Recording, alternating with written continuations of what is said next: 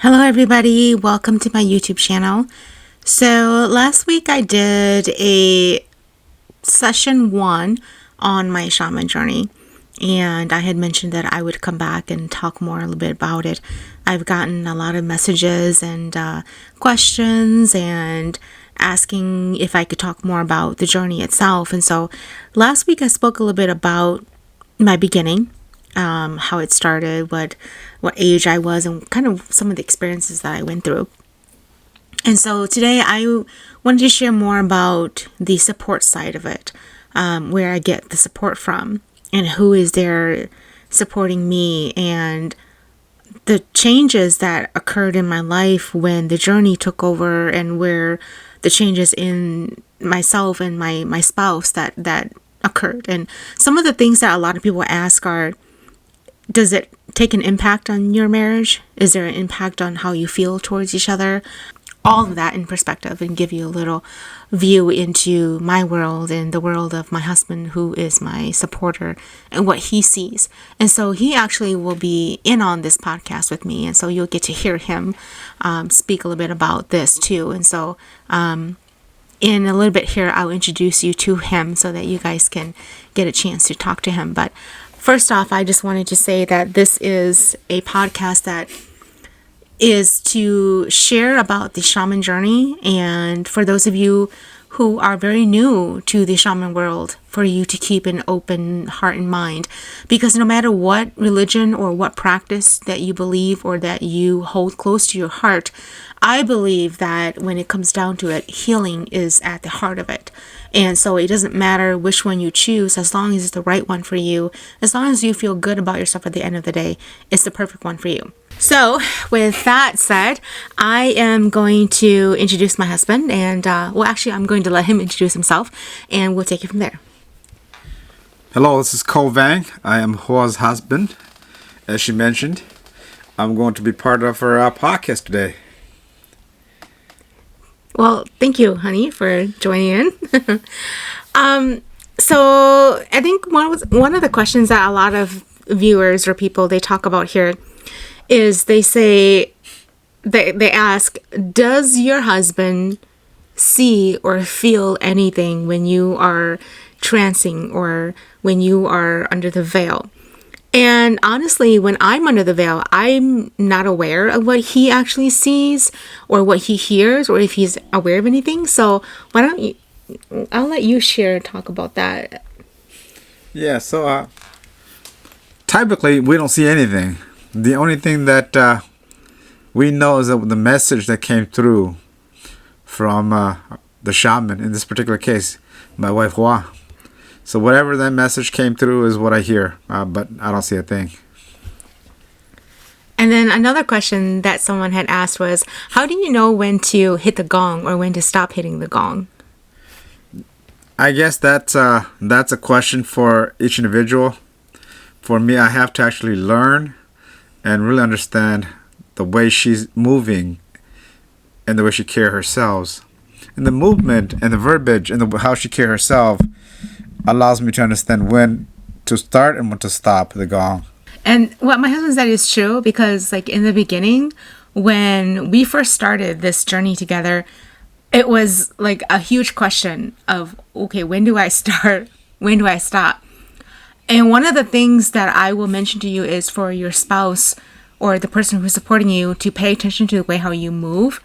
When we are just, getting up or having that thrust to get to the other side, our movements can be kind of jerky. But once you actually cross over to the other side, it's more of smooth sailing. So if you take a look at how the person is actually shaking on your bench, it's a clear get-go of when you should stop and when you should start. Now, one of the things that I wanted you to talk about from your perspective is the emotional distress that goes into a marriage union when somebody is awakening. Well, the thing is, like anything else, having the support from your spouse is critical in this journey, being that oftentimes you will be taken away from other things, and you have to allocate the time to pay attention to what's going on when your spouse is basically taken on this journey. So things get a little hectic because of all the things that are going on. You know, readings for people, readings for clients, and then training as well. So you have to be flexible on your end and willing to accommodate at any particular time. And this is another question from a viewer. The question is, when Hua was awakening, did you, as a husband, did you feel anything, any symptoms? I do not feel anything at all from me. So the biggest thing is I see some changes in her, but I didn't see anything different about myself. So Changes in me. What were those kind of changes? the way you carry yourself, the way you're eating things, you are more cognizant, more aware of your environment and the things that you do. And so I have to pay attention to that as well. And particularly if we're going out to a funeral home and you're not able to eat there, so I have to realize that that is the case, so that we can go out and grab something to eat. What about you? I mean, particularly you. How do you? What has that changed in you? Like, as just a person. I know that you've always grown up with a traditional life, but how has this journey actually changed you spiritually?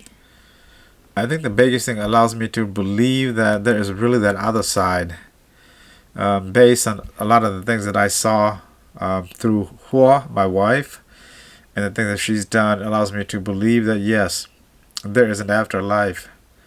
And on top of that too, it allows me to really value life in general, from a piece of rock to a tree, a branch, to an insects, to any living beings or things, allows me to appreciate them and value life much more than what I have had in the past.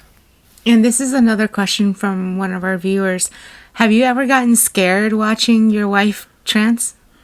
Yes, indeed, I have been afraid or scared multiple times, but I do realize that yes, she has a purpose and she has a journey that she has to really follow and perform. And with that being said, she has her guides that is going to not only protect herself, but protect everybody that is surrounding her as well. So that is quite reassuring from my end. Really? You were scared? What were some situations that scared you? There are cases where my wife will encounter, Jubilee or entity that are very mean, very powerful, very scary, which sometimes the message you hear were transpired through her voice and the messages she carry. So oftentimes, if you are not grounded by yourself, you may be afraid.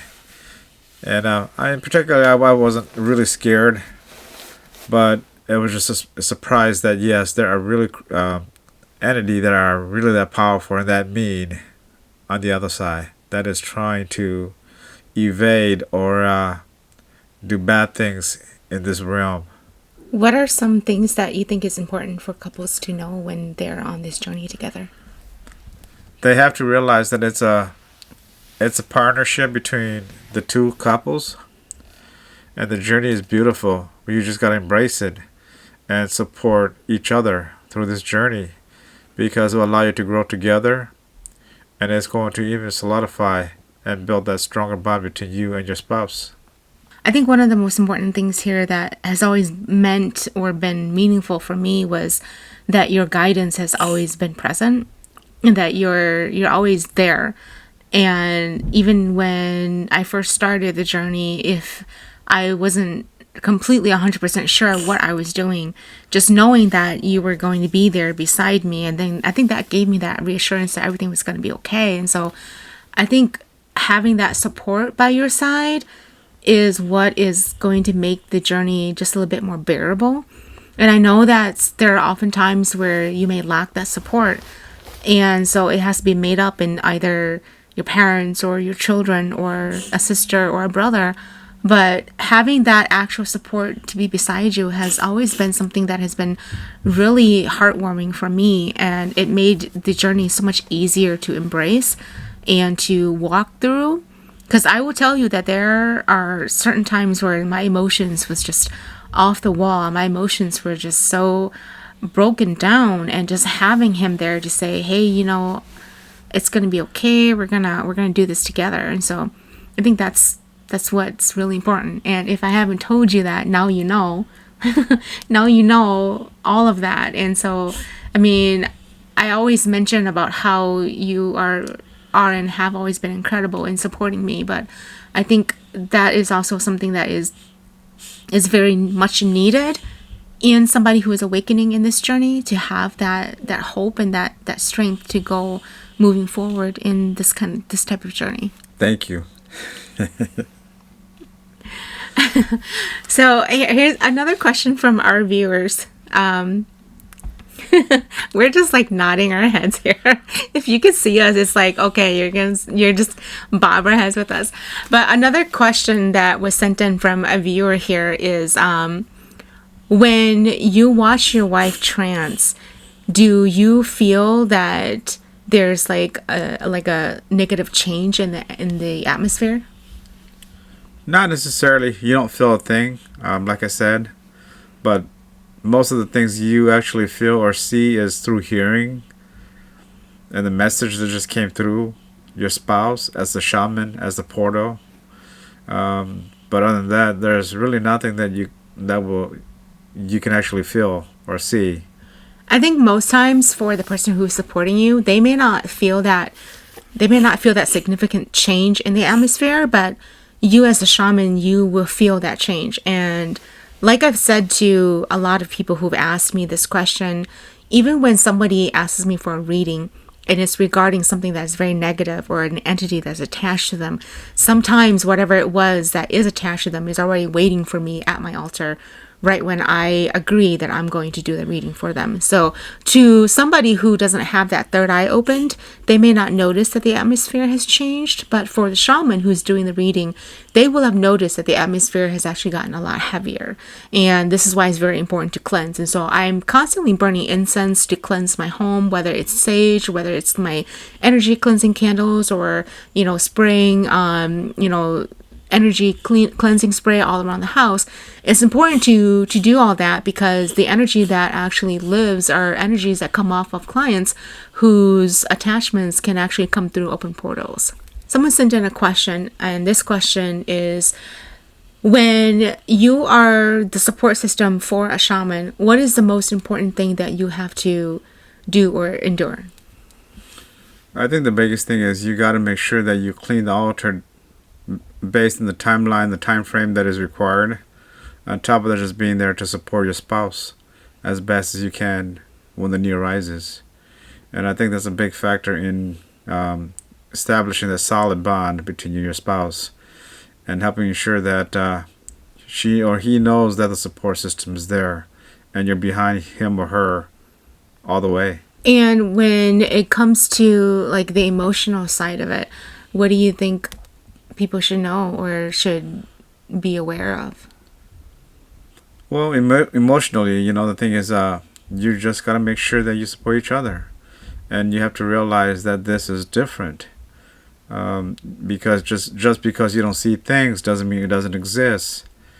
But through the journey, you will realize that, yes, there is that other side, as I mentioned earlier. And it allows you to appreciate life and trying to be the best person that you can be, both here and while you're supporting your spouse as well, so that he or she can actually really help, not only here but on the other side as well. So, what has been the most rewarding thing for you? And this is a question for me personally. I think one of the most rewarding thing about me is that every year I get to drink with my in-laws and my parents. Yeah, that's actually very true. It's very true. And that's pretty much all what I can say, because the two of us, we've both lost both sets of parents. And so having that ability to see and hear and be able to celebrate New Year's and just be able to talk to them, I think that's very rewarding for us. And so what about when it comes to like terms of like hardship? I mean, to you, What has always been one of the hardest things for you to adapt? That depends. I guess the thing is realizing that yes, your loved ones may not be with you anymore, but it's always reassuring that they're always close to you, and that allows me to kind of think and be mindful of what has passed and what the future holds for all of us. In light of this journey, what has been one of the things that has been the hardest thing for you to overcome? There's not much at all. Everything is just normal. So in my mind, there's nothing that is very hard to overcome at all. But that's on an individual basis. For me, I may not have any, but for other individuals, other couples, their journeys may be much more challenging. So speaking for me, overcoming obstacles is what I do daily. So what we went through isn't very challenging at all for me. So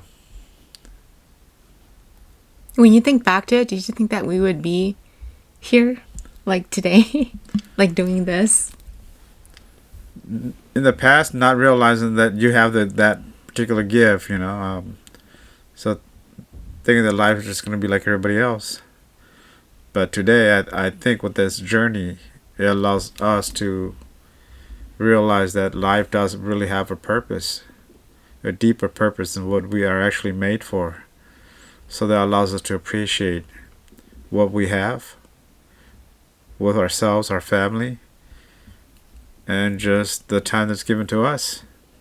Thanks for sharing that with me and my listeners. I think that this will open up the eyes and hearts and minds of a lot of people. And the thing about having that support system is that you just have to communicate and be honest and share and remember that you're two people acting as one. Right. The key thing is it goes back to trust, right? Trust, and the partnership that you built many years ago when the two of you got married or become spouse, and that journey you kind of take together is really going to solidify and build up on what you had before, so that your bond moving forward is just going to be stronger and more resilient to changes and challenges that you will be facing. Any last words? Thank you for listening. Well, I truly hope that this little podcast allows you to kind of see things from my perspective as the supporting spouse for my wife. And I hope that you and your spouse will have a beautiful journey as well. Well, thank you everybody for tuning in. If you have any questions, please be sure to leave them in the comments, and I will be more than happy to answer them for you. But this weekend, we are actually going to be celebrating Mother's Day in Alabama and Destin, Florida. So I will be out of the office, but happy Mother's Day to all of the mothers out there, and to the fathers who are acting as mothers as well. And I hope that you have a beautiful, beautiful weekend, and I'll see you in the next episode.